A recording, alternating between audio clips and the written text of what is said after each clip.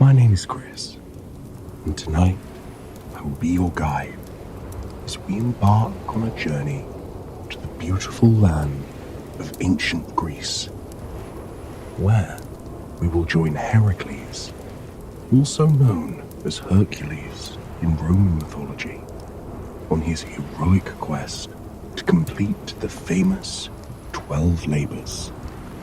Before we begin, however, let us take a moment to relax and find comfort in the place that we are in, here and now.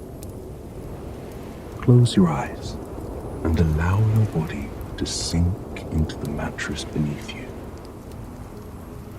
Here and now, there are no obligations. There is no to-do list. By simply listening to the sound of my voice and closing your eyes, you are already allowing your body and mind to rest. Turn your attention to how your body feels on the mattress and the pillow beneath your head. Notice how it cradles you, how it welcomes you to unwind and gives you permission to let go. With your eyes still closed and your body sinking deeper and deeper still into the mattress beneath you, let's relax further and follow our imagination into a different world. Imagine that you are on a boat. It is a large wooden boat, a boat that can withstand any wave that brushes against its hull. The boat itself is full of intricate woodwork, deep mahogany wood with carvings of the sea and lush fixtures that make you feel as though you are somewhere special. You are on your bed in the center of the boat. Above you, the sky is a calming baby blue. And below, the sea is a mosaic of cerulean, cyan, sapphire, and cornflower. It reflects white in the waves, sea foam that shifts around with the perpetual natural motion of the water. You watch the foam for quite some time as it surfs across the waves, disappearing gradually until it is nothing but a gossamer swept across the water. The air around you is invigorating and comforting. On the briny breeze, you can smell the breathtaking aromas wafting towards you from the islands that you can just make out in the distance. It's the unique scent of the Mediterranean. You can smell the freshness of citrus orchards, the richness of lush fields of herbs, the piney, spicy, refreshing aroma of cypress trees dotting some distant hillsides. It's comforting to have that distance from land, to know that out here, the world is yours, while also being close enough to breathe in the sense of the beautiful land beyond.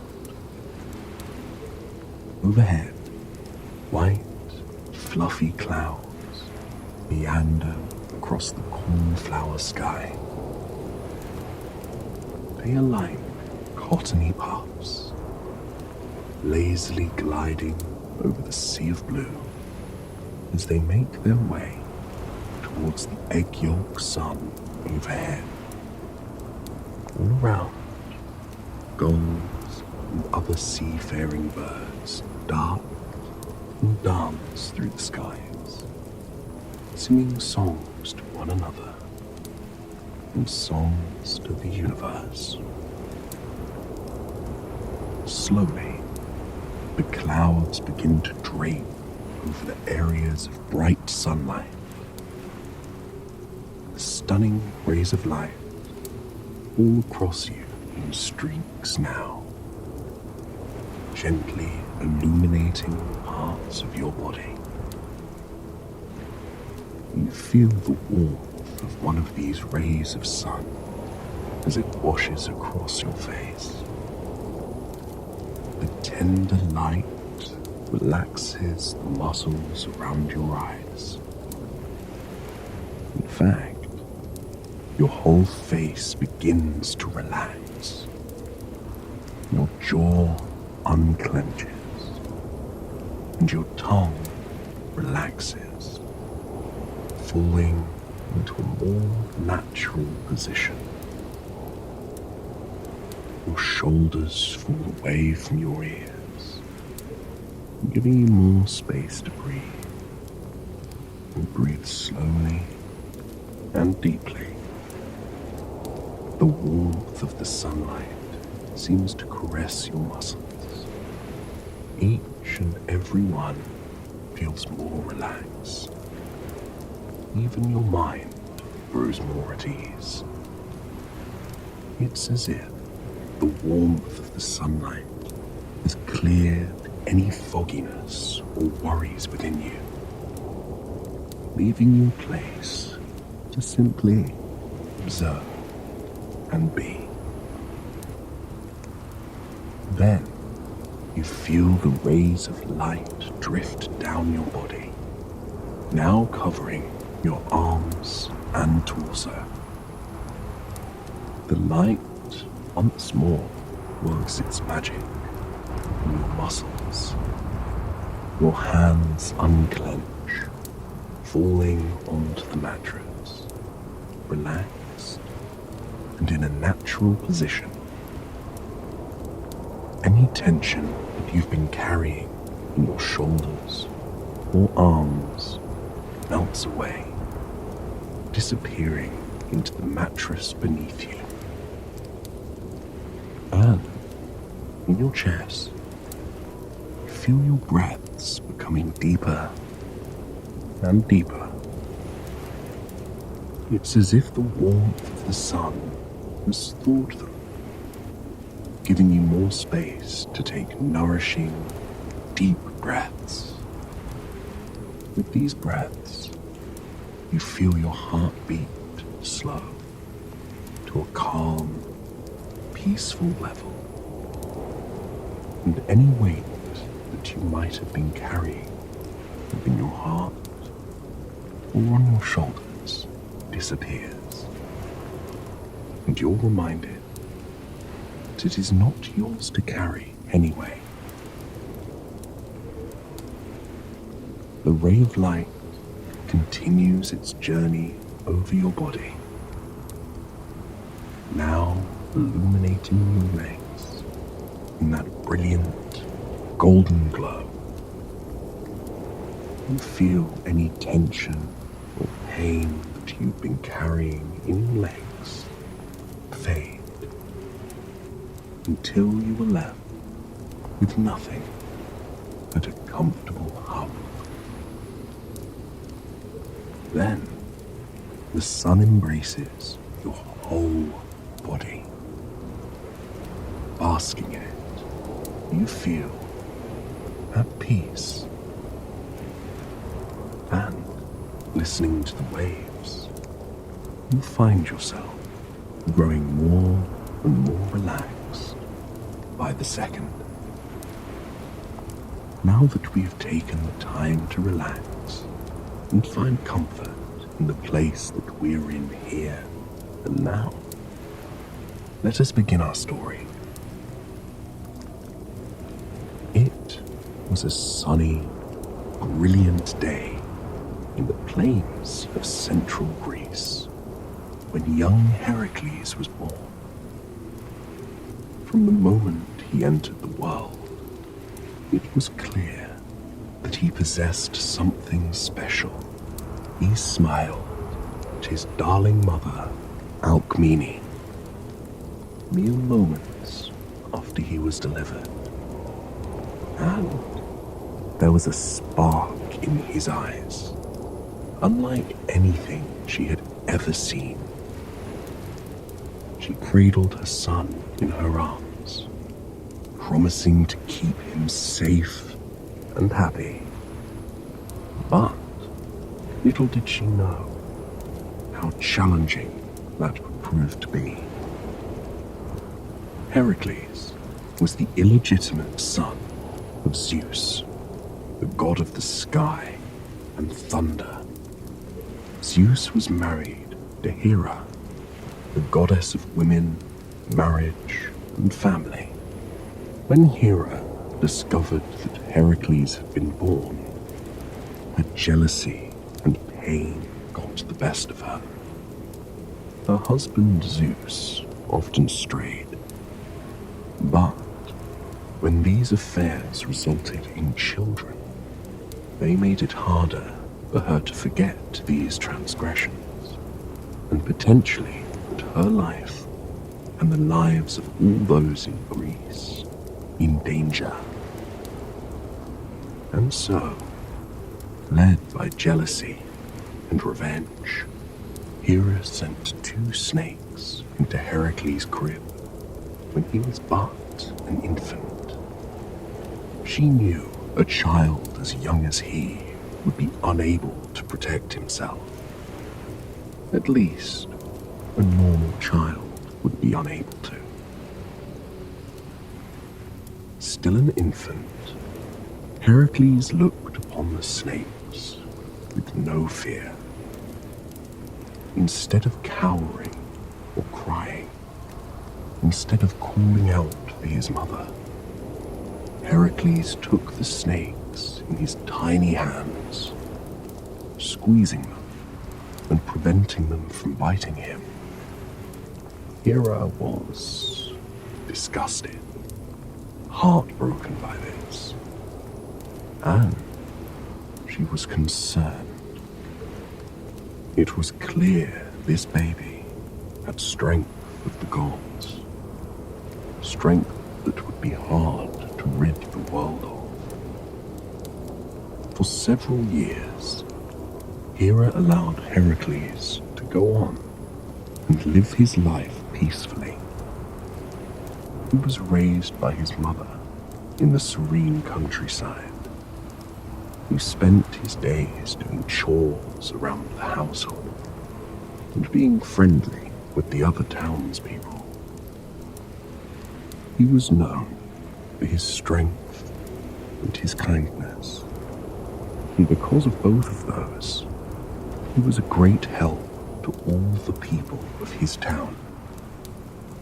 Some people whispered that he was the child of a god, but Heracles never spoke of his lineage, instead focusing on living every present moment to the fullest. When he was just a young adult, he fell madly in love with a woman named Megara. The two were wed at a local temple and lived a peaceful, happy life together for several years. They spent long days out in the sunshine together, working in their fields, and spent their nights curled up by the fire together, swapping stories and marveling at the vast skies full of stars twinkling above them. But Hera, perched up in the palace of Olympus, in a room of marble and gold, was still displeased and concerned about Heracles. Her jealousy had not diminished after all these years, and so she did the unthinkable.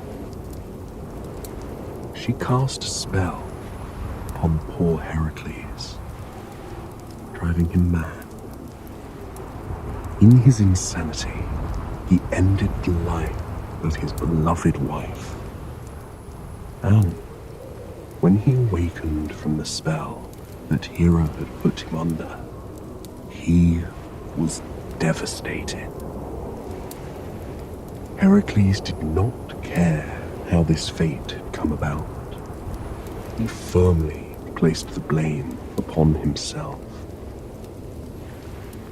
Desperate to repent for his actions, he knelt beneath the willow tree at the edge of the home that he had shared with his wife, clasped his hands together, praying to the god Apollo.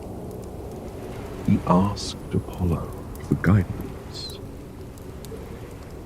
Unsure of how to move forward, unsure of how he could repent for such actions, Apollo looked upon Heracles with an air of sorrow. He knew the young man did not mean to do this. He knew he never would have done it without Hera's influence. And yet, he knew there was only one way of mending the wrong that he had been forced to do. Apollo called down to Heracles with a calm, comforting voice, telling him that he should speak to the oracle of Delphi. Heracles thanked the god wholeheartedly and began his journey to visit the oracle. Tucked away in a temple, she provided guidance for the gods and for the whole of Greece. Her wisdom and foresight was unmatched, and Heracles felt great comfort knowing that he was in good hands seeking her guidance. He knelt before the oracle of Delphi. Around them, candles crackled in the dark temple, and fragrant offerings of flowers and incense lined the walls. Heracles knelt before the oracle and asked her for guidance. The oracle placed a hand upon the hero's shoulder, feeling deeply for him. Hera's quest for vengeance was no secret, and everyone knew that Heracles' deed was not his fault. Still, the oracle told him that he would have to repent, and to repent, he would have to serve Eurystheus, the king of Tyrannus, for 12 whole years. When Heracles knelt before Eurystheus to repent for his crimes, he had no idea what kind of road awaited him. Eurystheus had 12 tasks prepared for Heracles, one for each year. Only, these were not average tasks. These tasks were seen by everyone at the time as impossible to complete. They had never been successfully accomplished by anyone, and many had passed on in their attempts to complete them. But Heracles, fearing no man and fearing no task, agreed to do this for Eurystheus with no hesitation. Though he knew the 12 tasks would be challenging, he also knew that completing them would allow him to atone for the loss of his beloved wife and his own actions. Eurystheus told Heracles of his first task, to bring him the pelt of a lion that had been terrorizing the hills around the town of Nemea. Heracles set out on the task, carrying nothing but a club and a bow and arrow with him. The sight of Nemea was breathtaking. Mountains encased it, mountains coated in golden grasses that swayed and danced in the wind. There were sprawling meadows of wildflowers that filled the air with a calming fragrance. Heracles wished he could sit beneath the shade of a tree and enjoy the beauty of the day, but he knew the task he faced was great.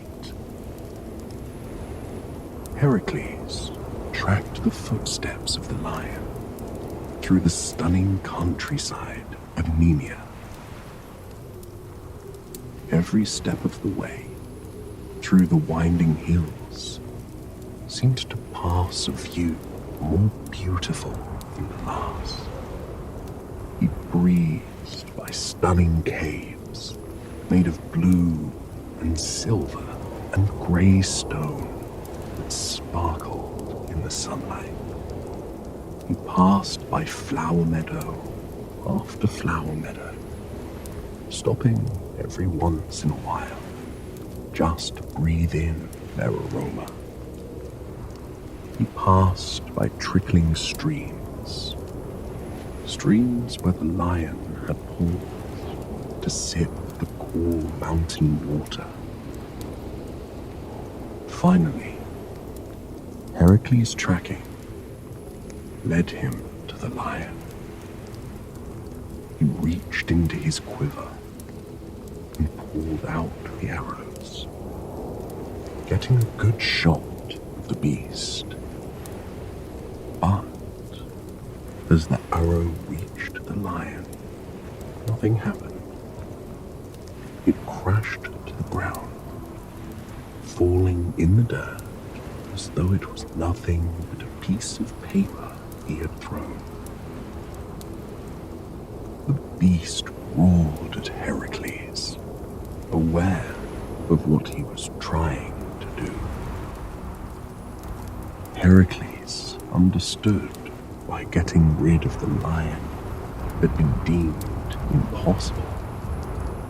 Its golden fur was impervious to attack. Instead, Heracles grabbed hold of his club and followed behind the lion until the lion entered a cave with 2 entrances. The cave was tall and majestic, with large rocks crumbled around it. Rocks that had been there since the earth shifted thousands and thousands of years before. Knowing this was his one chance to trap the lion, Heracles piled rocks in front of one of the entrances. Then he followed the lion into the other, giving it no escape.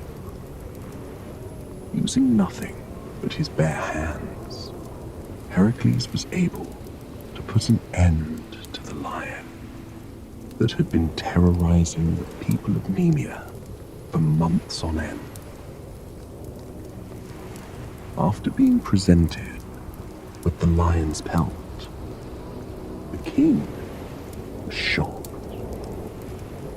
Before this, he had not really grasped the sheer strength of Heracles.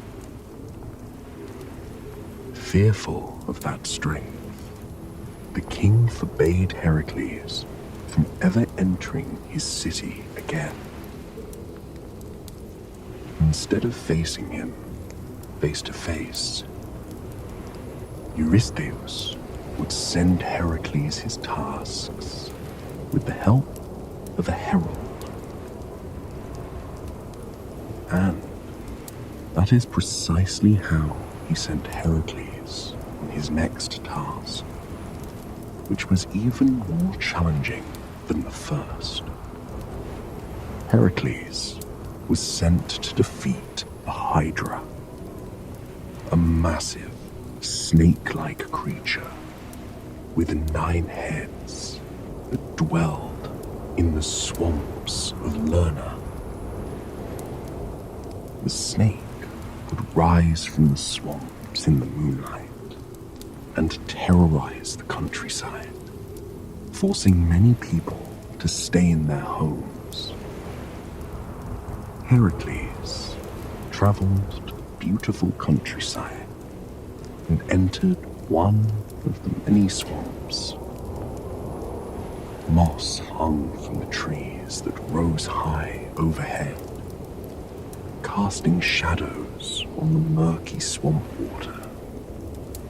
He knew the task before him would be almost impossible to complete, which is why he was thankful to have his nephew, Iolaus, alongside him. Heracles lured the Hydra from its den using flaming arrows. Then, once it was finally out to face them, the two worked together to take the beast down. Heracles buried the final mortal head of the Hydra underground beneath a heavy rock, ensuring that it wouldn't be able to torment anyone ever again. With that task completed, Heracles met with a herald who told him of his next task. He was to capture the golden hind of Artemis. He had to travel to Serenia and return with the hind, enormous female deer with golden antlers, hooves of bronze, which was also exceptionally fast and snorted fire. At first, it seemed as though this would be an easy task. Surely, someone strong as Heracles could get a deer. However, the reality of the situation was much more complicated. The deer was sacred to Artemis, the goddess of the hunt. Wilderness, nature, vegetation, and the moon. If Heracles simply killed the deer to bring it to the king, he would have to endure the wrath of Artemis. Not wanting this fate, Heracles realized he would have to capture the deer alive and bring it to the king. For a long year, Heracles followed the deer everywhere she went, chasing her. After such a long time, the beautiful deer became weary. Wanting a place to rest, she wandered to the lush mountains and prepared to cross a stream. Realizing he may lose the deer if she crossed the stream, and exhausted after a year-long journey, Heracles shot the deer with an arrow. Artemis became enraged and immediately visited Heracles, demanding repentance for the death of her beloved pet. Heracles had no choice but to tell Artemis of his task. When she heard what the poor hero had to endure, she was able to forgive him. She healed the wound on her deer and allowed Heracles to take the deer to the king to to complete his task. The next task the king had for Heracles was equally challenging, maybe even more so. High on the mountain of Erymanthus, there lived a boar. This boar was a beast of an animal, with long tusks and a bad temperament. Every morning, it would race down from its den at the mountain's peak. Using its tusks, it would destroy everything in its path, destroying homes and wagons and hurting anyone that dared come near him. Heracles' task was to bring the boar back to the king, alive. So, he traveled high into those mountains, where the peak was blanketed with a thick layer of white snow. Below, the mountainside was lush, vibrant with the greens and yellows and browns of a flourishing forest. Heracles could hear the beast almost the moment he stepped on the mountaintop. It was rooting around in the soil, looking for something to eat. Heracles took chase, forcing the boar into the forest, where it hid from the mighty Heracles. It ducked into the thicket, hoping the hero would go away. Instead, Heracles poked at it in the thicket, forcing the boar to run into the snow. Trapped by the thick, cold snow, Heracles was able to quickly scoop the boar up in net and carry it back to the king's herald. His next task was the first that didn't involve facing a fearsome beast. Rather, it was a seemingly simple task with the intention to humiliate the great hero. Heracles was ordered to clean King Augeas' stables. King Augeas was an extremely wealthy man with the greatest number of cattle in the country, gifted to him by his father, the god Helios. But this task was harder than it seemed, since the stables were huge and never cleaned before, and he had only a single day to complete the task. Nevertheless, using his strength, Heracles dug long ditches that laced through and around the stables, and managed to reroute 2 nearby rivers to wash the ditches and stables clean. Seeing the ease at which Heracles completed this task, the king decided to give him a more challenging task next. He was ordered to drive away a massive flock of Stymphalian birds that were terrorizing a forest near Lake Stymphalia. Heracles made his way through the thick forest to reach the sparkling lake. But just as he reached the lake, the shadow of birds with beaks of bronze and sharp metallic feathers swept over him. Heracles had never seen a flock so big, and he had no idea how to drive them away.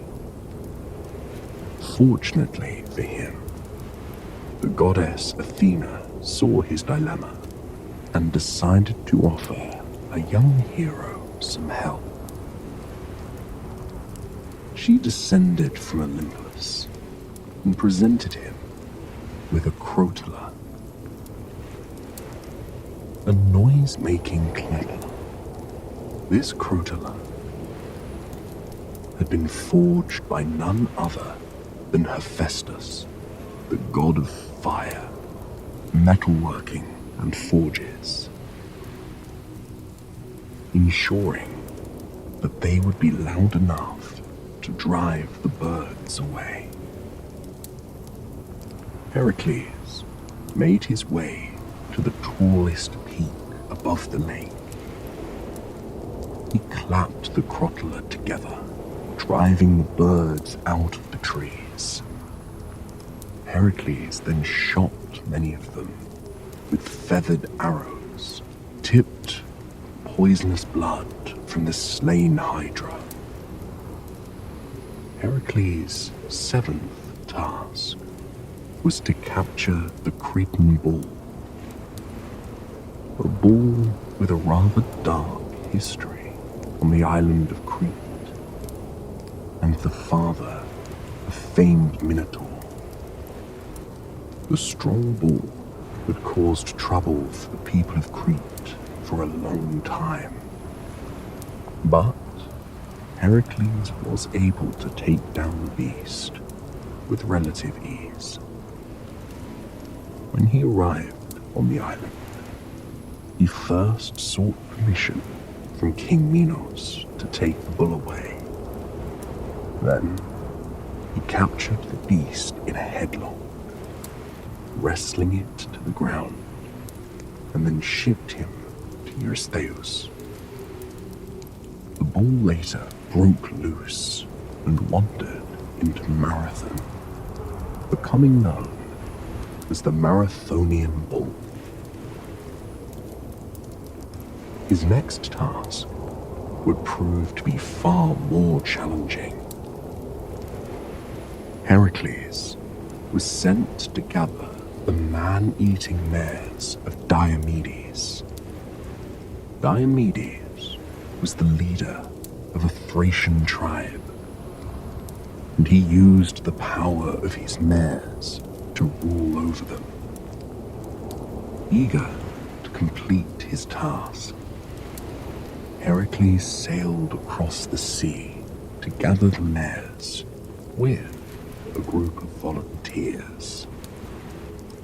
They managed to gather the mares and drive them back towards their ship, but not without Diomedes discovering what they had done. Desperate to have his mares back, Diomedes chased after Heracles and his team, stealing back the mares.